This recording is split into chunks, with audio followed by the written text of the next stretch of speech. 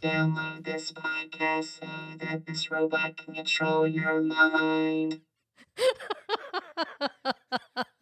Oh, I love that. Control my mind. Yes, the AIs are taking over. Oh, goodness. Look out. Look out. Joy and Rachel here. We'd like to welcome you to You're All Right, Get Up, a podcast full of laughter, personal stories, encouragement, and often a show about living life. As a disclaimer, our podcast does not offer professional therapy or treat illness. We are a motivational supporting podcast sharing our life experiences, stories, and laughter. And we encourage you to check out our website, allrightgetup.com, to shop online. We want to mention our sponsor, Endeavor Promotions, out of Birmingham, Alabama. Danny Kirkland and his team are tremendous over there, and you can go out to endeavorpromotions.com and visit them there or call them at 205-540-8292. They've really done a great job with our promo items. Oh, been yeah. very impressed. Absolutely. Great quality. Great quality. We've got some really cool koozies. We got those. What do you think about those? You like them? I love them. Yeah, they work really, really well. He's done some other apparel for us, as well as some other things that we're going to have on our website really soon. We're going to be putting some new things in our catalog, so be looking out for that. We'll like for you guys to go out and take a look. Very exciting. Exciting stuff. Lots on the way. Yes. Can't wait. Yep. All right, so I have a question for this week. What you got? What is one completely useless thing you can spend hours doing? Legos. Wow. You couldn't even hardly let the question mark come out before you already had your answer. You know, we talked about that before, Yes, I right? love Legos. That, of course, you know, that's like the forefront of my mind, right? You know, because I'm kind of a Lego person, but, you know, got a couple of projects going right now with some Legos. So I can sit and do those things just over and over and over again. So are you strictly, I'm going to buy the kit or whatever where it has the booklet that tells you how to build it? Or do you ever just get a bunch of Legos and think, oh, I'm going to build a box today? Because that's the only thing I could do. Yeah, usually I'm doing it by the project, by the book. Okay. But there are times when I branch out a little bit and I try something like, you know, I do have a bag of Legos. It's just random Legos. So I do have those. And I like to go out and sometimes try to, you know, put some different things together. You know what I have seen, which is really cool, is, I don't know, you've seen where you can actually go online and you can have a bobblehead made of yourself. Have you seen that? No, I haven't seen that. Oh my gosh, this is so cool. I'm not going to name names about some of the places, but you guys can go out and take a look and like Google that. But you can actually have like a little bobblehead made of yourself and or your spouse, which I think is a really cool gift idea, right? But you can also have the Legos made that way of yourself, which is extremely, really cool. Yeah. So somebody could make up a little version of you, you know, and maybe your spouse or your partner or whatever. Oh, that's pretty cool. Isn't that neat? I didn't know that. Yeah. I've been to Legoland, which is awesome. Absolutely. And we've done the thing where they take a picture, like most theme parks, where they take a picture of you coming into the park or leaving. And we've gotten that picture where they put it into a Lego frame where you can take your picture apart. Lego. Yeah. Nice. We've done that. We've got a couple of those sets. I am not a master builder. I definitely have to have the kits. Instructs me how to build whatever I'm wanting to build. I'm not, I think I'm going to build the White House today. Yeah, it's not that elaborate when I do it, for sure. It's like, you know, let me put together like it's usually something small, like a brick head or something, like one of the little small 6-inch, you know.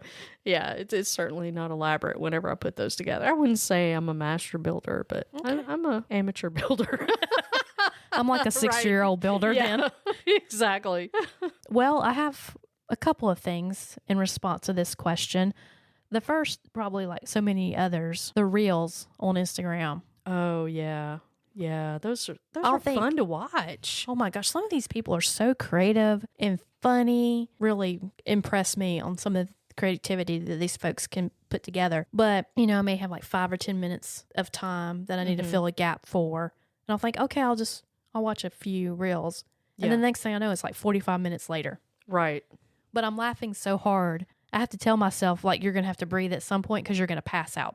Your husband's going to go right home and he's going to think something's wrong with you because you've passed out. Because I have a very asthmatic silent laugh Yes. that basically cuts off oxygen.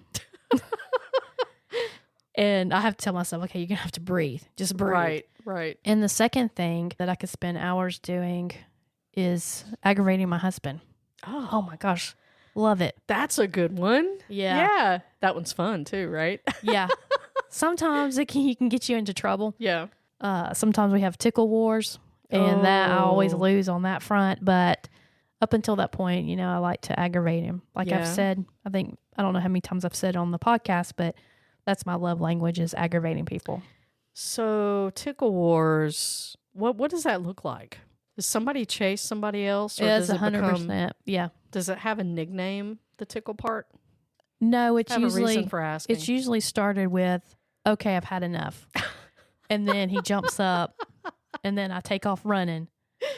And of course, the dogs, we have small dogs. Yeah. We now have an additional dog named Smokey. We have already a dog that we owned named Bandit. Mm-hmm. And so that was part of the deal. Brian got to name the new dog Smokey and the Bandit. And like I've said before, I've not seen the movie. So anyway, now Smokey and Bandit are trying to chase me. And I'm like, why is everybody ganging up on me? Which everybody wants you to see the movie, so you can give a dissertation of how the movie Yeah, was. I keep and- forgetting about the movie. Yeah, yeah. I don't even know what they're doing in the movie. I've just seen Sally Field Oh my jumping gosh. in the car in a wedding dress. I With, can't tell you how many times I've seen it. You need to see it. Yeah. yeah, so usually I'm aggravating him when he's Mm-hmm. sitting down, and then finally he's like, okay, that's it. Yeah. And then I scream and I Yeah. take off running. That's probably why the dogs are chasing me.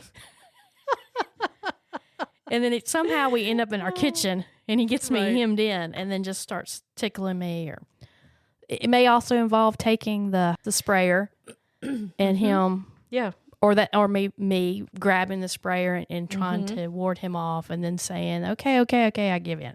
I'm not going to Right. aggravate you anymore. Right. Yeah. The reason I ask is my brother, whom I think is an amazing guy, except for the fact of when he chased me to tickle me. But it was called the Mimis. Oh, So that's the reason why I asked. okay. I was always scared of the Mimis growing up. So yeah, it was always this high pitch, Mimis, they're coming for you. Oh, So, that's good. yeah. He used to kind of torment me with those. And of course he was bigger than me. So, naturally he'd chase me down and then like sit on me and attack me with the Mimis, So, I'm not traumatic over that. Not at all. Not at all. So if all of a sudden I go, Mimi, Right, exactly. you don't take off running? I don't turn around and run for my life. No, it doesn't really happen. Oh, the tickle wars. So good. That's good stuff, though. That's funny. Well, you've met my brother. Oh yeah, Yeah. yeah. There's a 7-year difference between he and I. And I remember that my mom telling me that, I was going to have a little sibling. Yeah. And what typical parents, they tell their kids, we're going to have a new kid. I'm going to love you just the same. I'm going to be honest, that's a lie. Really? I think it's a He's lie. like- That's what I had to tell Bandit when we were having Smokey. I was like, I'm going to tell you, because he's 7 years old. We're going to get a new dog. Like, most people are going to tell you, going to be the same amount of love for both of you. That's a lie. One of you is going to be the favorite. I've witnessed it. Oh boy. One of you is going to be the password kid. Oh boy. Yeah. So my brother was the miracle baby. That's all I'm Gotcha. going to say. Gotcha. Well, there has to be one. Right. There has to be one. So just Yeah. keeping it real out there. There you go. They'll tell you they love you all the same. But there's the favorite. Oh me. So that brings me to a story. All right. You Hold ready? on. No, Wait. No, I'm not ready. Let me get my popcorn. Hang on. Okay. Now I'm ready. don't be chomping on the call now. Oh, on the wait. podcast. I got to get my whoopee. Okay. All right. Now I'm ready.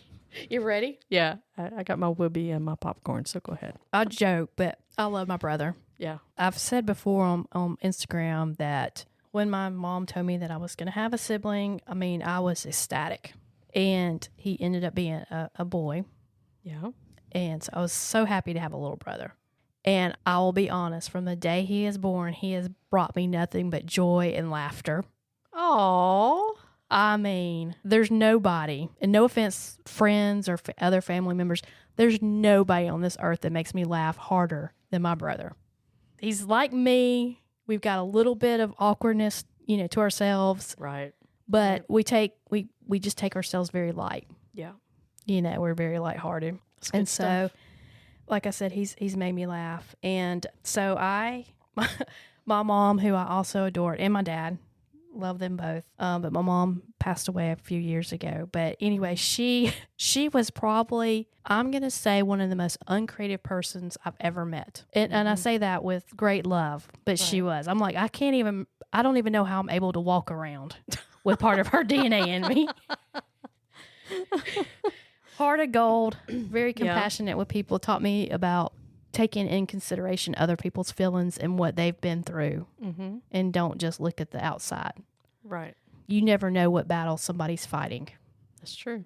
And I can't remember the adage, so exactly how it goes, but if everybody threw their problems in a pile and you saw what other people are going through, you'd ask for your problems back. Right. That type of personality. And so I want to say all the positive things before I come out. So I thought everybody it was innately driven in us that we all could carry a tempo, a beat. Yeah. And for some reason, like if we go to a concert and they're like, all right, everybody clap, clap with the beat. She could never get the beat. Never. And I would say, and then I would just start laughing because as soon as they said everybody start clapping or they would give that motion, like, let's all clap, I would cut my eyes at my mother and we would just both start laughing because I knew she couldn't keep up with the beat. Uh-huh. And one time she got really close. She got, usually you're on the downbeat when you're clapping. Yeah. She got on the upbeat. So like that's close. You're real close to in sync with us. If you're just a little off. And so I say all that to also say how she never helped us with our projects. Mm-hmm. I hear parents all the time helping their kids and getting mad. Like, I really helped him, and we worked on it all for 2 weeks straight, and we got a B+. And I'm like, I asked my mom not to help me. Oh, right. Okay. I'll give you an example. So we were studying the Aztecs. I think that's who it is. And we had to do some kind of like visual aid representing the Aztecs. So what we decided to do was to do a temple, because you hear about their sacrifices with the Right. temples. So we decided to do that. And this is probably going to be more visual aid, but I want you to close your eyes if you're listening and think of those. Unless you're cheap- driving. Yeah, if you're driving, do not close your eyes. Visual. Yes. You closing your Just eyes. Yes, visualize that your eyes are closed and just see one of those cheap igloo coolers that are white and styrofoam. You know what I'm talking about? Yes. This was Classic. Yes. This was my project that I turned into the school. We got gold spray paint and sprayed one of those igloo coolers, turned it upside down and said, "This is an Aztec temple." Project over. I failed that project. Oh, no. After that, Mom, just don't help me. Oh, I'll my do my own goodness. thing. Here's the supplies. I'll figure it out. Now that you understand the creativity that I had where I'm asking my mom, just don't help me. Yes. Fast forward, I'm in college now. I meet Brian. We're college sweethearts. And I'm so excited about my family. I'm telling him all about mom and dad and my Yes. brother. Mm-hmm. And like I said, I adore my brother. All seriousness. I love him. And when we were smaller, I used to tell him to call me mommy. Like a 10-year-old with a 3-year-old. Because there was just so much of an age difference. I wanted to take care of him, and he was like my real baby. Right. Because my mother, there's another traumatic story involving a baby doll named Bobby. I played with stuffed animals, and she used to drive her crazy because I didn't play with Barbie dolls or baby dolls. And I'm like, why? Because I've got one right here. He's alive. I got the real thing. Yes. So I was very proud of him.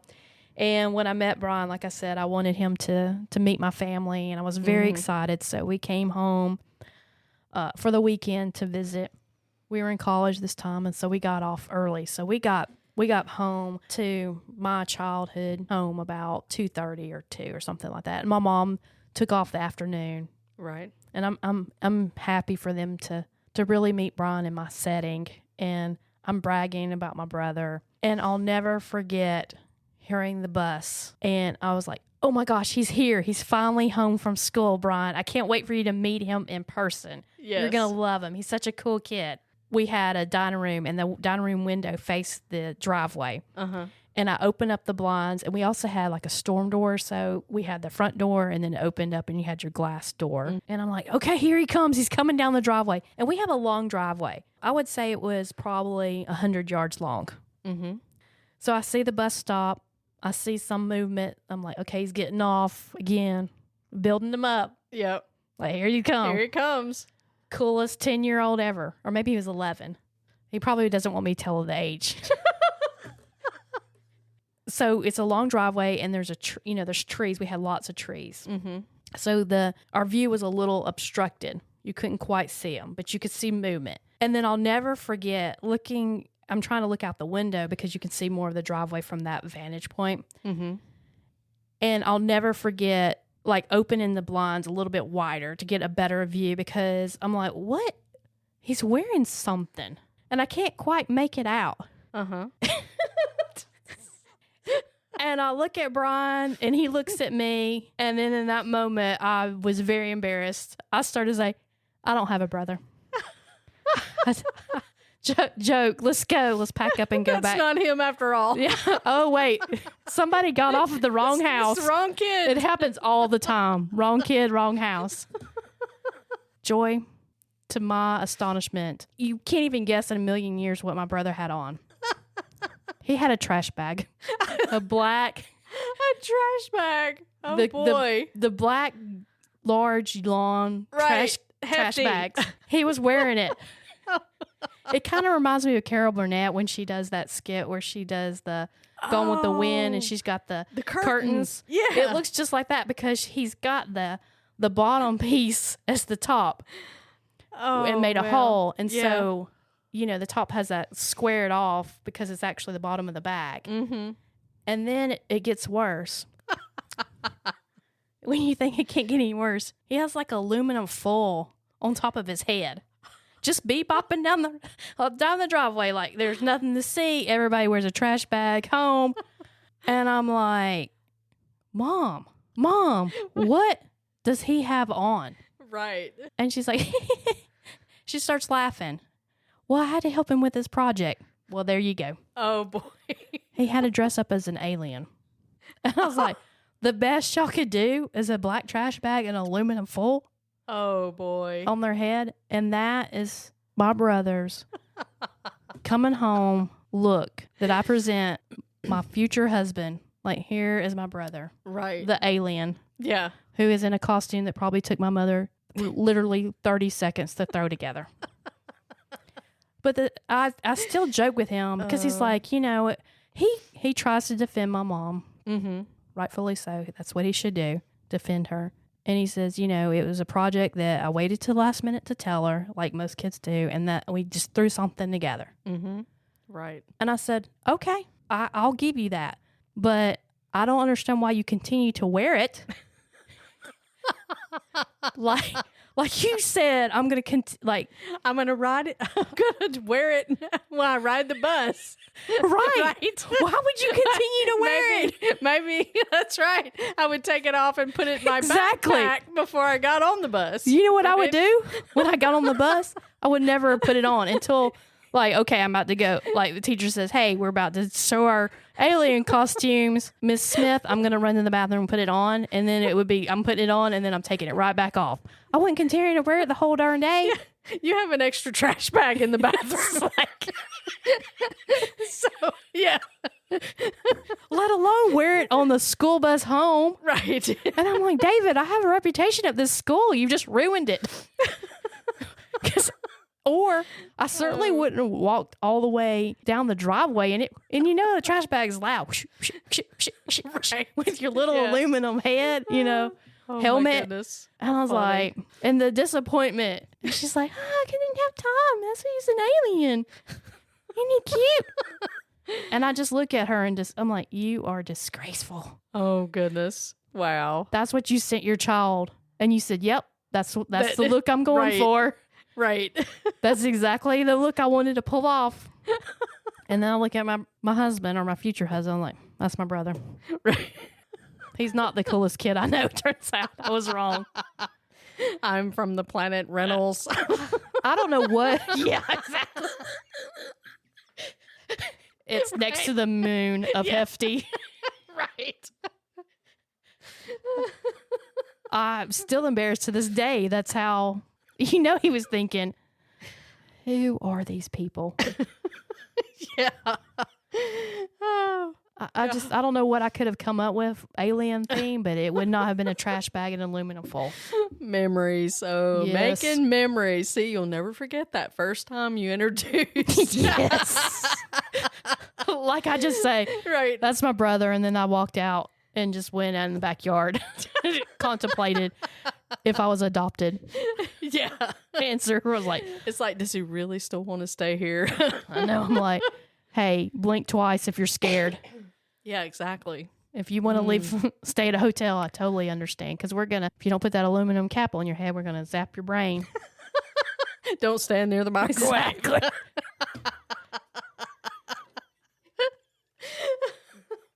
If you'll permit me to do this, and this isn't just for our listeners, but me and you as well. Mm-hmm. I was thinking earlier this week of a lesson that I learned a few years ago. And it was the fact that no matter what role people play, Mm-hmm. whether you're the employee, part of a small group, you're in a relationship with a loved one, good friends with people, everybody wants to feel valued. Mm-hmm. You know, Right. that you bring some value to that relationship and that person recognizes it and appreciates that. So Right. I just wanted to challenge everybody, because we say at the podcast, if you're at a level where you feel like you've just hit bottom and there's no way out, Mm-hmm. but also want to encourage people to look at others around them Right. and see people and to take action. If you see somebody you think is struggling or isolating themselves, or you just feel like you're seeing a little bit of depression, to also be willing to say something to that person. So I wanted to enlist a challenge, if you don't mind, to find 3 or 4 people, just 3 or 4 people for the whole week, 7 days. During that 7 days, just find some way to pay it forward. Right. And that could be just a compliment. Mm-hmm. I got something from a friend earlier this week. I wasn't sad, but I was kind of a little down on myself. And she sent me something, Amy, that it just, it really touched me. Mm-hmm. And so I just encourage you to find somebody, just to, like I said, pay it forward, whether or not it's a monetary gift. It doesn't have to be. It can just be a kind word Right. that you say face to face, or you text them, or you reach out to them in some social media format that you DM them. You just find a way to be encouraging and uplifting to somebody. Again, in any way you can, just 3 or 4 people. I think that's excellent. Yeah, definitely. And like you say, it doesn't have to be something physical, like a monetary or anything Right. like that. It can definitely just be, reaching out and saying a kind word. And that goes so far for people, right? And it can be somebody that you don't know, like in the service industry, where somebody's probably maybe they have 2 or 3 jobs and one of them is waiting on tables. right. And dealing with the public can be very stressful. right. Sometimes we can be unkind because we want our food and we want it now. Right.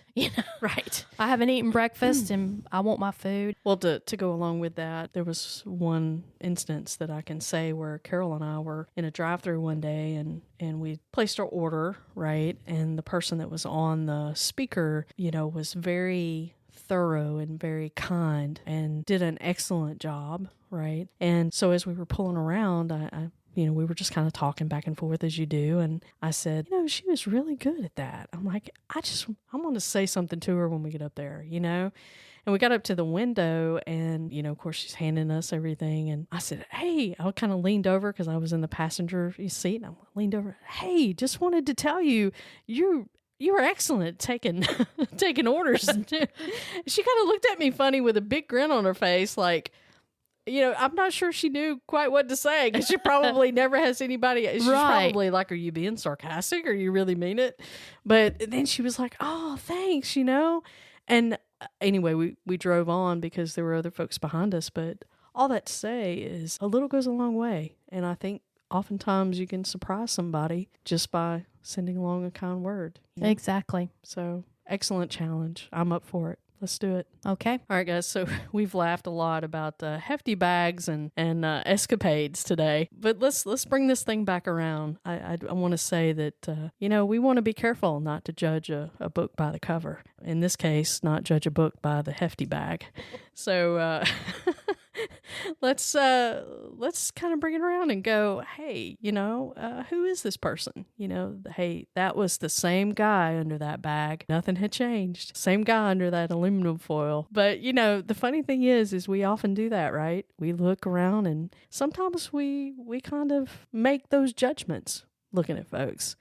Hey, they got on a plaid shirt today. They don't fit quite in with the tuxes, But, if we really stretch out, if we stretch ourselves and we ask questions and we're curious and we get to know people and we really understand people's hearts, it doesn't matter what we have on. It doesn't matter what we wear. It doesn't matter what our hair color is or how short our hair is or how long our hair is or, it does matter that we take a bath, but please take a bath. Hygiene. Yeah.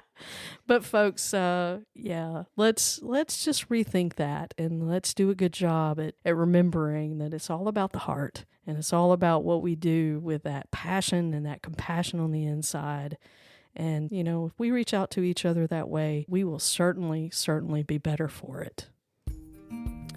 So remember, you are stronger than you think. Don't give up. If you feel overwhelmed and you can't do it on your own, reach out to a caring friend, a pastor, or a counselor. And if you feel like you've reached rock bottom, the National Suicide and Crisis Lifeline has caring people available 24/7, and they can be reached by dialing or texting 988. Stay healthy, stay connected, and know that you matter. Till next time, friends.